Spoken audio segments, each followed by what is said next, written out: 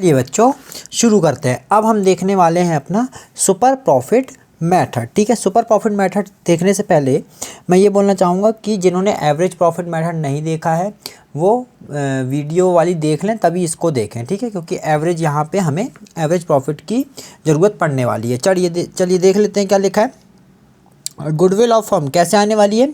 Super profit into number of year of purchase की जो भी क्वेश्चन में दिया रहेगा, number of year of purchase, इन सब की मीनिंग मैं प्रीवियस वीडियो में क्लियर कर चुका हूँ कि ये क्या होते हैं, है ना। और ये सारी चीज़ें मैं तो जिन्होंने, इसलिए बोला कि मैंने जिन्होंने वीडियो नहीं देखी है वो पहले एवरेज प्रॉफिट वाली वीडियो देख लें, उसके बाद ही ये देखें। ठीक है, सुपर प्रॉफिट क्या होता है, क्या बोल रहा है? What is super profit? Super profit is the excess of estimated future profits than the normal profit. It is a way of determining the extra profit that are earned by business। की super profit देखो नाम से ही पता चल रहा है कि ABCD form है। ठीक है, जैसे कि मैं यहाँ अच्छा सुपर प्रॉफिट का, हाँ चलो बाद में देख लेते हैं फॉर्मूला। पहले मैं समझा दूँ कि सुपर प्रॉफिट का मतलब होता है कि जैसे हमारी फॉर्म है A है, B है, C है। ठीक है, इन सबको जो रिटर्न मिल रहे हैं मार्केट से वो मिल रहे हैं 10% नॉर्मल रेट ऑफ रिटर्न हमने मान लिया। Rate from which rival firms are generating profits, कि सबको 10% के हिसाब से रिटर्न मिल रहे हैं। पर जो हम इस 10% के ऊपर कर रहे हैं, मतलब इन राइवल फर्म से ज़्यादा कमा रहे हैं, तो वो मेरा कहलाएगा बेटा सुपर प्रॉफिट। ठीक है, तो सुपर प्रॉफिट का फॉर्मूला क्या होता है? Super profit is equal to average profit minus normal profit. तो एवरेज प्रॉफिट तो हम सबको पता है कि बहुत ही आसान है इसको निकालना, बट अब नॉर्मल प्रॉफिट क्या बोल देते हैं अपन।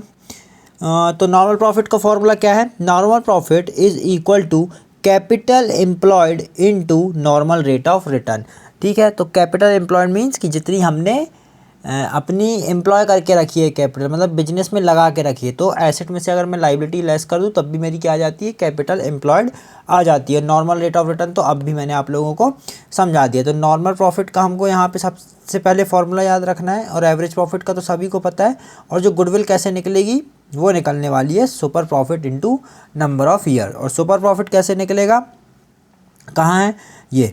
एवरेज में से नॉर्मल, और नॉर्मल कैसे निकलेगा? कैपिटल एम्प्लॉयड में क्या कर दो? नॉर्मल रेट ऑफ रिटर्न को मल्टीप्लाई कर दो। तो बहुत ही आसान है, हमको 3 फॉर्मूले याद करने हैं, एक गुडविल वाला, एक सुपर प्रॉफिट वाला और एक नॉर्मल प्रॉफिट वाला। ठीक है, अब आगे देख लेते हैं हम इसका प्रैक्टिकल एग्जाम्पल। कैपिटल एम्प्लॉयड हमको दे के रखी है, पेन चेंज कर लेता हूँ मैं।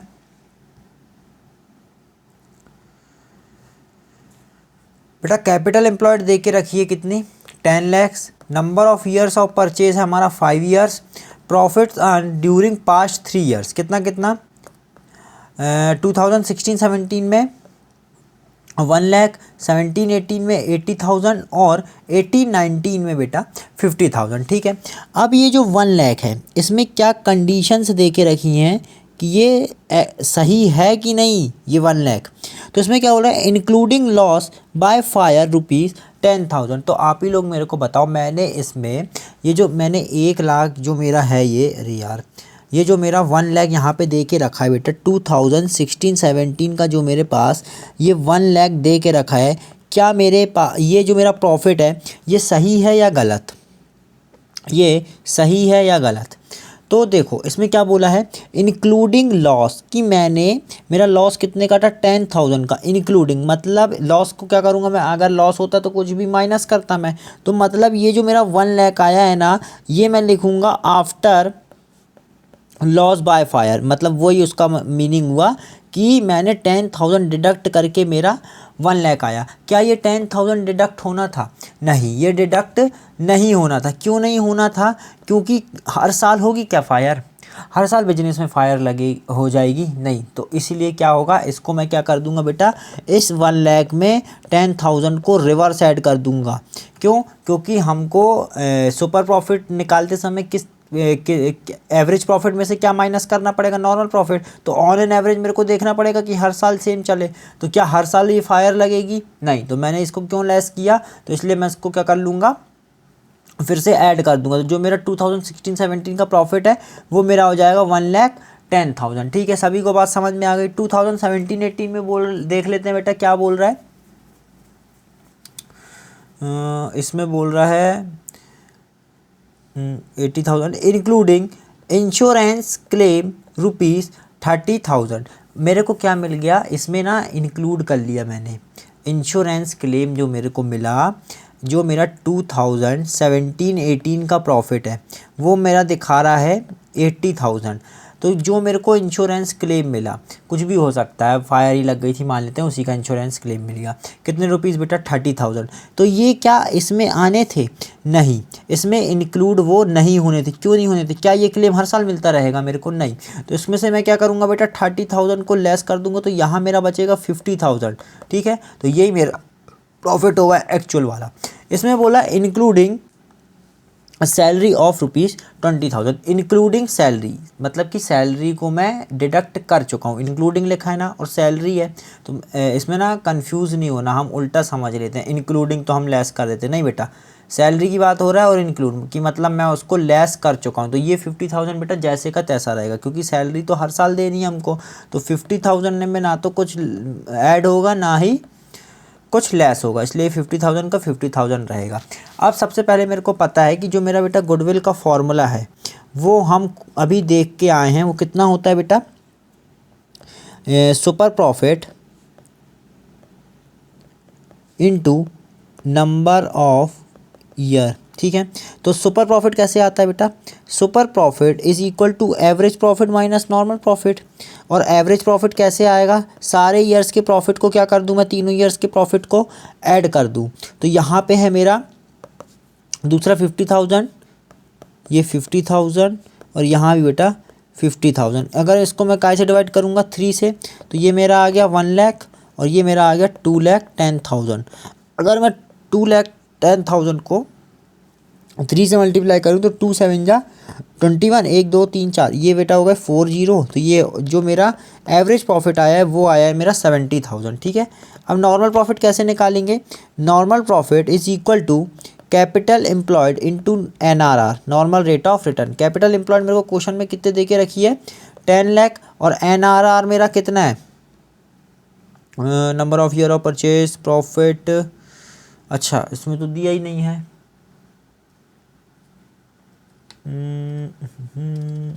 अपने मन से अपन कुछ भी ले लेते हैं, 5% या 10%, चलो 10% ले लेते हैं, यहाँ लिख लो NRR इज इक्वल टू 10%।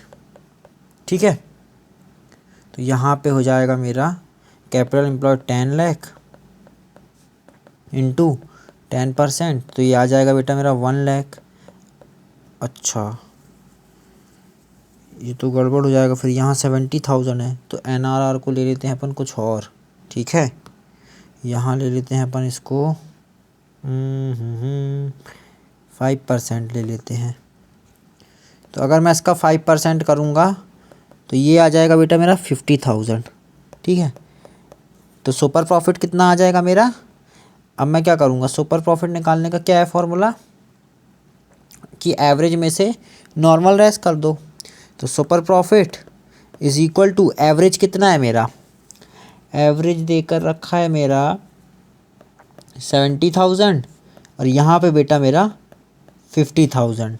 ठीक है, तो यहाँ मेरा सुपर प्रॉफिट आ गया 20,000। अब मैं गुडविल के फॉर्मूले में रख दूंगा, तो goodwill is equal to super profit into number of year purchase. तो 20,000 इंटू 5 था, तो ये आ गया बेटा मेरा गुडविल 1 लाख की। बहुत ही आसान क्वेश्चन था। ठीक है, और ये वाली जो चीज़ें हैं अगर जिसको नहीं समझ में आएगी वो एक बार और वीडियो को रिप्ले करके देख लेना। और जो मैंने एवरेज प्रॉफिट में तो बहुत ही डिटेल में समझा के रखा है, इसलिए पहले आप लोग वो वीडियो देख लेना। तो चलो अब हम इससे रिलेटेड क्या करते हैं बेटा, एक क्वेश्चन देख लेते हैं ना, जो एग्ज़ाम में आया भी हुआ है। क्या है क्वेश्चन, ये है super profit method and pass adjustments are made. क्या लिखा है, Alok and Aakash are partners in messrs Megha Enterprises, they admit Ashish as partners 1 April 2021। ठीक है, उसने आशीष को क्या किया बेटा, एडमिट किया 1 अप्रैल 2021 को। They agreed to value goodwill at 3 years purchase by super profit method for which they decided to take average of last 5 years profit, the profits for the last 5 years इतना। हम सबको पता है, अभी हम पीछे देख के आए हैं कि जो गुडविल का फॉर्मूला होता है वो होता है super profit into number of year of purchase, ठीक है, ये होता है। तो यही सबको याद रखना है। तो सबसे पहले मेरा टारगेट रहेगा, मेरे को क्या निकालना है, सुपर प्रॉफिट। तो बेटा हम सबको पता है कि super profit is equal to average profit minus normal profit, ठीक है। एवरेज प्रॉफिट कैसे आता है मेरा, average profit is equal to sum of profits upon number of years of profit, ठीक है। तो इसका हम सम करेंगे, देख लेते हैं पहले। तो क्या ये एक्चुअल दिया हुआ है बेटा, ये जो 2 लाख है क्या ये सही है, तो देख लेते हैं क्या बोलना चाह रहा है।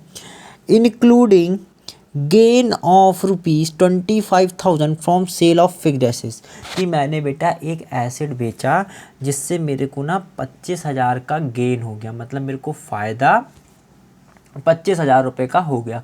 अब मैं आप लोगों से पूछूं, क्या ये जो 25,000 है ये इसमें 2 लाख में इंक्लूड होना चाहिए था, तो इसका आंसर है बेटा नहीं। क्यों नहीं, क्या हर साल मेरे को गेन होता रहेगा 25,000 का, कि यहाँ भी हो जाए, यहाँ भी हो जाए, यहाँ भी 19 में भी, 20 में भी, 21 में? नहीं बेटा, जो चीज़ हर साल नहीं होगी मतलब वो हमारे एवरेज का पार्ट होगी ही नहीं, ठीक है। और सुपर निकालने के लिए हमको एवरेज का सहारा लेना पड़ता है, ठीक है। तो यहाँ में मैं क्या करूँगा बेटा, 2 लाख में से ये जो 2 लाख रहेगा मेरा, इसमें से मैं अपना लेस करूँगा 25,000, तो ये मेरा आ जाएगा बेटा 1,75,000। कितना आ जाएगा ये मेरा, 1,75,000। तो ये जो मेरा होगा 1,75,000, ये होगा बेटा मेरा 2017 का प्रॉफिट, ना कि 2 लाख।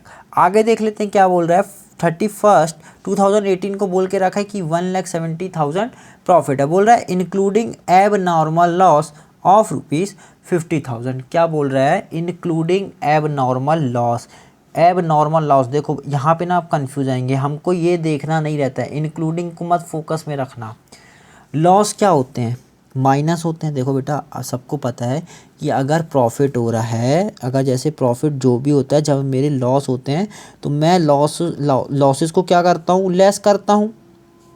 मान लेते हैं प्रॉफिट हमारा इतना रुपीस है, तो लॉसेस को मैं क्या करता हूँ, लेस करता, ठीक है। तो यहाँ पे एक मेरा अमाउंट आता। अब इनने मेरे से बोला है इंक्लूडिंग, और वो भी कैसा, एब नॉर्मल। क्या ये लॉस हर साल होगा मेरे को, बेटा ये जो 50,000 का लॉस है, क्या मेरे को यहाँ अपकमिंग जो मेरे फाइनेंशियल ईयर्स आएंगे वहाँ भी क्या ये मेरे लॉस मेरे को उठाना पड़ेगा? नहीं, आपको ये नहीं उठाना पड़ेगा। तो फिर आपने ये इसमें इंक्लूड क्यों किया, मींस लॉस है कि मतलब इंक्लूड किया मींस कि आपने इसमें से लेस क्यों किया।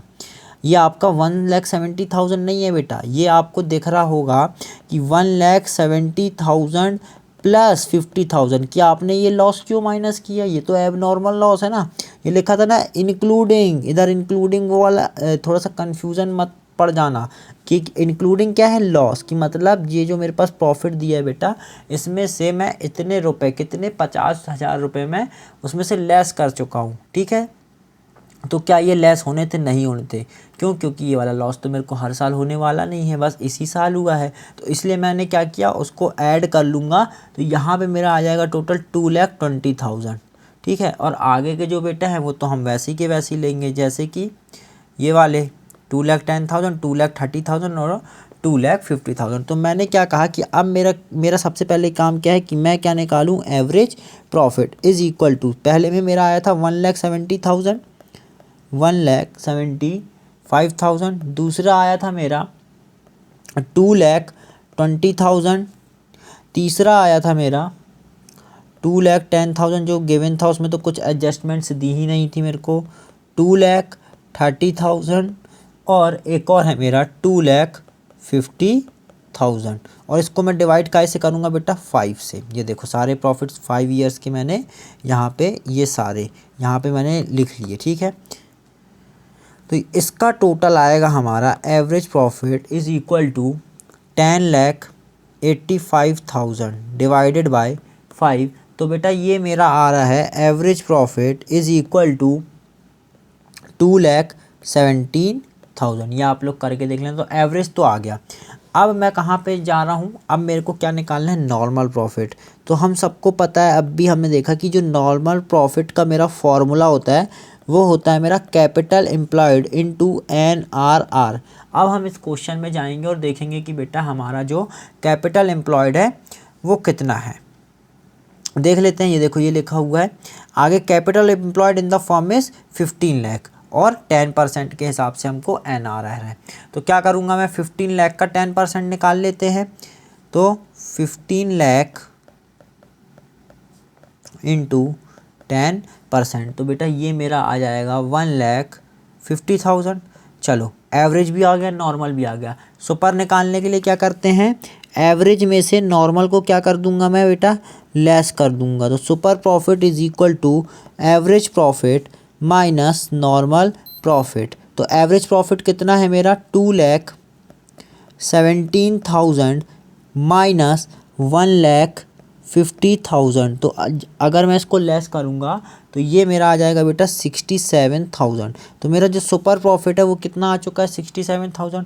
और हम सबको पता है कि जो हमारा गुडविल का फॉर्मूला होता है सुपर प्रॉफिट के केस में वो क्या होता है, goodwill is equal to super profit into number of years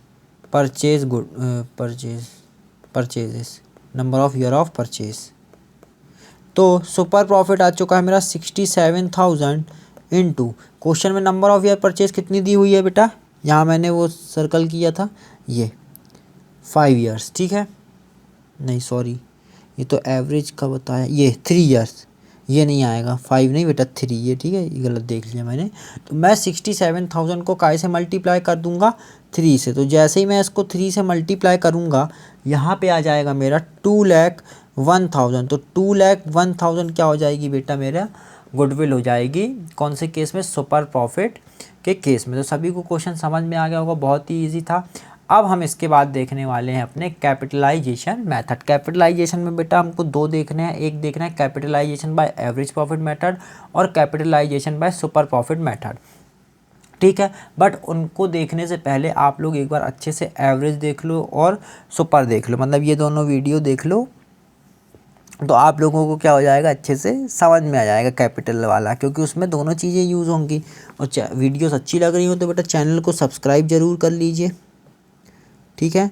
और टेलीग्राम को भी ज्वाइन कर दीजिए चैनल को, यही अकाउंट्स निपटाओ के नाम से टेलीग्राम में ये सारे PDF मैं वहाँ शेयर पहले ही कर देता हूँ, ठीक है। और चैनल को सब्सक्राइब ज़रूर कर लेना आप लोग। चलिए, धन्यवाद।